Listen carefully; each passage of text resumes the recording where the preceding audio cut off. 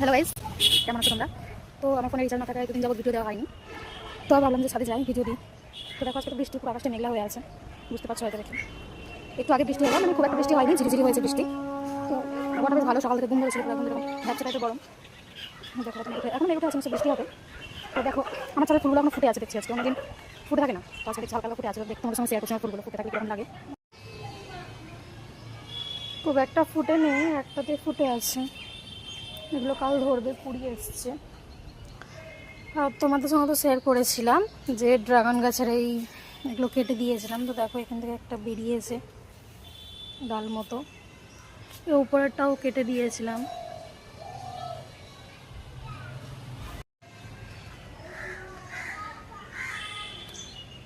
চুলটা খুলি, সারাদিনে আজ বেঁধে আছি স্নান করা থেকে।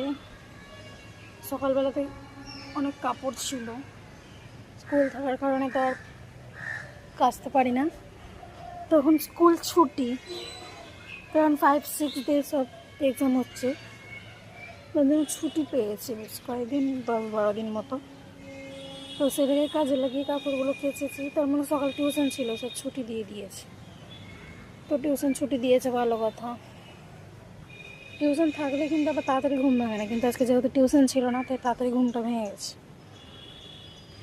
কী করবো, মা বলেছিল কাপড়গুলো কেচে দিবি। এখন আবহাওয়া তো সেরকম ভালো না, মা হয়তো যেদিন থাকলো সেদিন বৃষ্টি হলো, তো কেচে দিলাম। আজ আবহাওয়াটাও খুব একটা ভালো ছিল না, শুকনো ছিল না, তো শুকিয়ে গেছে জামা কাপড়। কিছু কিছু ভেজা আছে, সেগুলো ফ্যানের মধ্যে দিয়েছি, শুকিয়ে যাবে। দিয়ে এলাম ছাদে এখন বিকেলবেলায়। কিছুক্ষণ আগে এসেছিলো মামা মাসি, চলে গেল সবাই, কাজ ছিল কিছু হয়তো। দিয়ে এখন আমি ফ্রি, তাই আমি ভাবলাম ছাদে আসা যাক, ছাদে এলাম।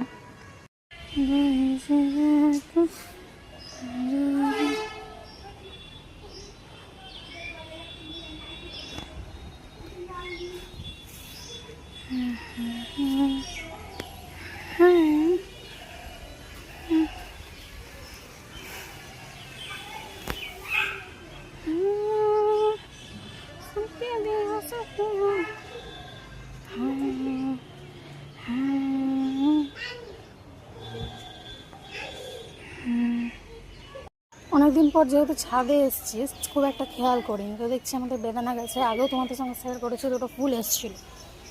তো এবার দেখছি 3টে ফুল এসছে, কিন্তু একটা বেশ বড় হয়েছে। জানি না হবে কিনা ঠিক, তো দেখো হবে কিনা তোমরাও।